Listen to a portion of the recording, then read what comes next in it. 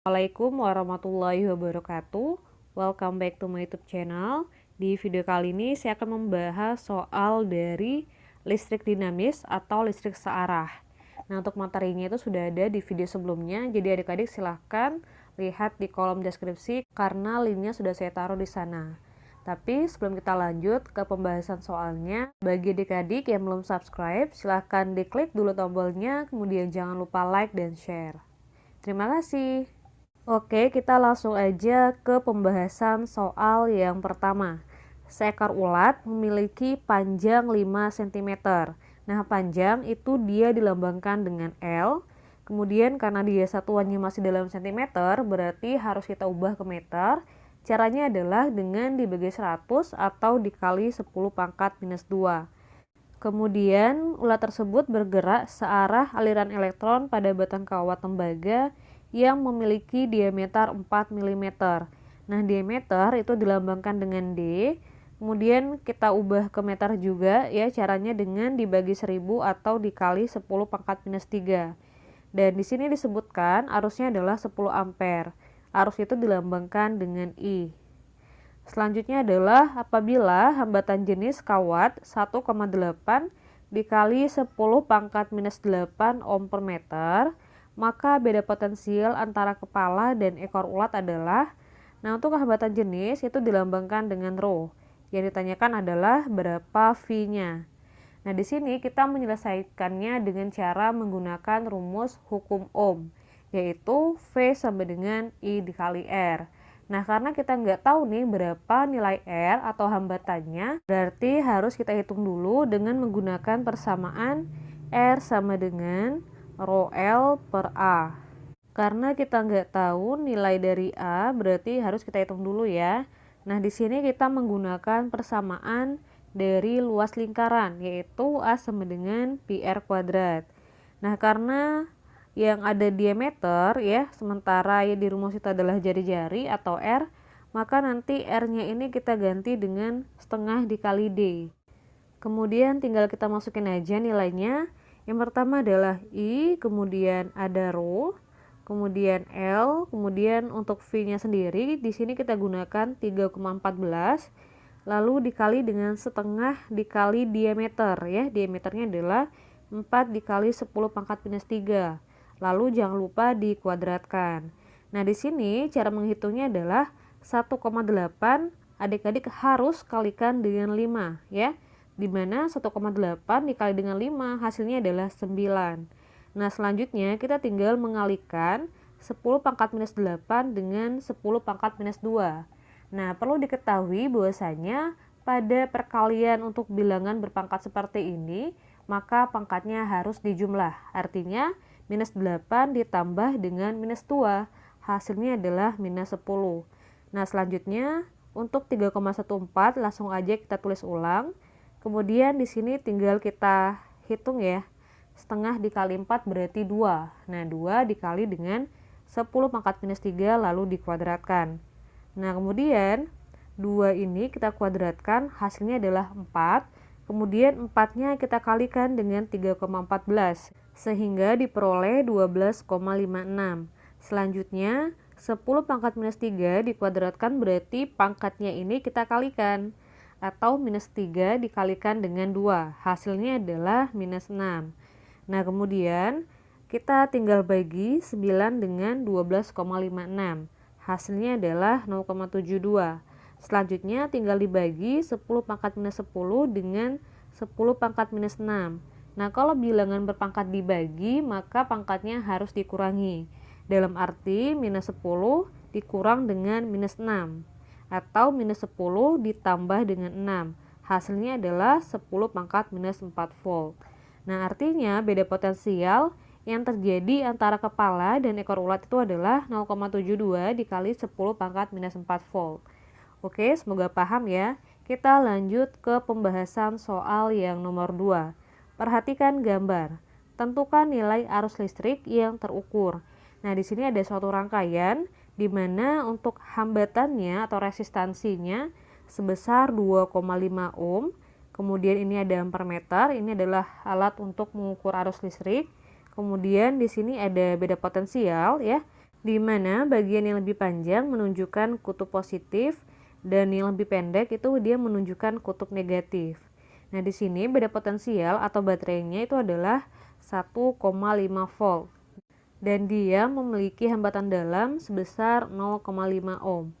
Nah, untuk menghitung berapa arus yang terukur, di sini kita menggunakan hukum Ohm. V sama dengan I dikali R atau I sama dengan V per R. Nah, karena di sini ada hambatan untuk resistansinya dan juga ada hambatan dalamnya, maka kedua hambatan ini tinggal dijumlahin aja. Persamaannya menjadi I sama dengan V dibagi R kapital ditambah dengan R kecil. Nah, selanjutnya tinggal kita masukin aja nilai dari V-nya itu adalah 1,5 volt. Kemudian R kapitalnya 2,5 ohm dan hambatan dalamnya adalah 0,5 ohm. Di sini tinggal kita hitung aja, dapatnya adalah 1,5 dibagi 3 yaitu 0,5 ampere. Oke, kita lanjut ke pembahasan soal yang terakhir. Sebuah kawat dengan panjang 5 cm memiliki jari-jari 1,3 mm dan hambatan sebesar 4 ohm. Apabila panjang dan jari-jari diubah menjadi 2 kali semula, maka besar hambatannya menjadi. Ketika adik-adik memperoleh soal seperti ini, maka cara penyelesaiannya adalah dengan konsep perbandingan, yaitu membandingkan antara kondisi awal dengan kondisi akhir. Nah, di sini kondisi awalnya itu adalah panjangnya 5 cm, kemudian jari-jarinya 1,3 mm dan R1-nya sebesar 4 ohm. Nah, di mana kondisi akhir atau setelah diubah itu adalah L2-nya 2L1 dan R2-nya adalah 2R1. Nah, di sini adik-adik boleh mengganti satuannya menjadi meter baik pada L1 maupun R1. Nah, tapi dalam hal ini saya dengan tujuan untuk lebih mempermudah dalam perhitungan, jadi nggak saya ubah. Ya, jadi L1-nya biarin aja dalam cm dan R1-nya saya biarin dalam milimeter. Tapi dengan catatan, untuk L2-nya saya buat 2L1, bukan 2 dikali 5 cm. Karena kalau satuannya nggak diubah, nanti bakalan bermasalah. Jadi kalau seandainya dalam bentuk L1 saja dan R1 saja itu nggak masalah. Oke, paham ya? Sebelum kita masuk ke konsep perbandingannya, kita harus tahu dulu ya, rumus apa kira-kira yang berhubungan dengan soal ini. Nah, tentu saja kalau dia berbicara mengenai kawat, maka persamaannya itu adalah R sama dengan rho L per A. Selanjutnya kita tinggal menentukan besaran yang berubah. Nah, tentunya di sini ada L ya, karena dia ada L1 dan L2. Kemudian ada R ya, R1 dan R2, dan ada juga R kapital. Dengan kata lain, untuk rho atau hambatan jenis ini dia konstan atau tetap. Tapi bagaimana dengan A? Nah, ingat adik-adik, A ini adalah pi R kuadrat. Artinya R-nya itu dia berubah ya, pi ini dia konstan. Nah, kenapa saya meminta adik-adik untuk mengumpulkan besaran yang berubah? Karena dalam menyelesaikan soal ini kita tidak perlu menggunakan semua besaran. Kita hanya menggunakan besaran yang berubah saja. Nah, jadi persamaan ini berubah menjadi R sama dengan L per R kuadrat. Nah, artinya ya, di sini kita harus membandingkan R1 dengan R2 atau hambatan kondisi awal dengan hambatan kondisi akhir setelah panjang dan jari-jarinya diubah. Nah, selanjutnya untuk R1 persamaannya tentu saja menjadi L1 per R1 kuadrat.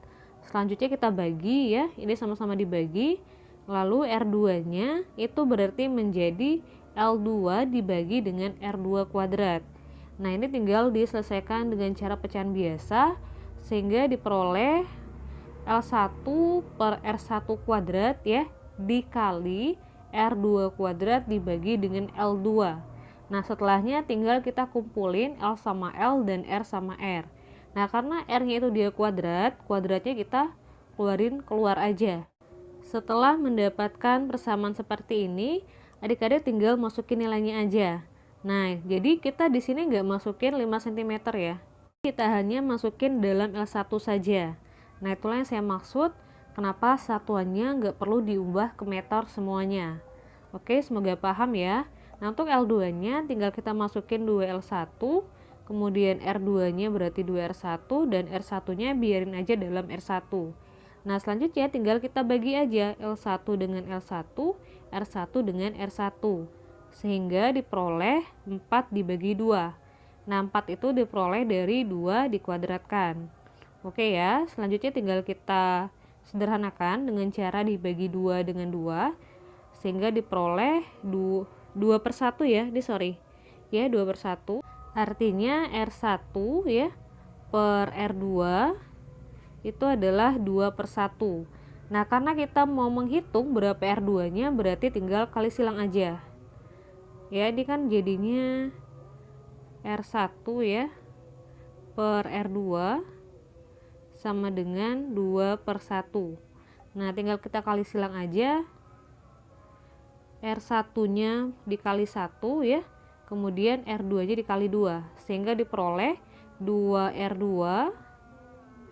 sama dengan R1, sehingga R2 nya adalah setengah dari R1.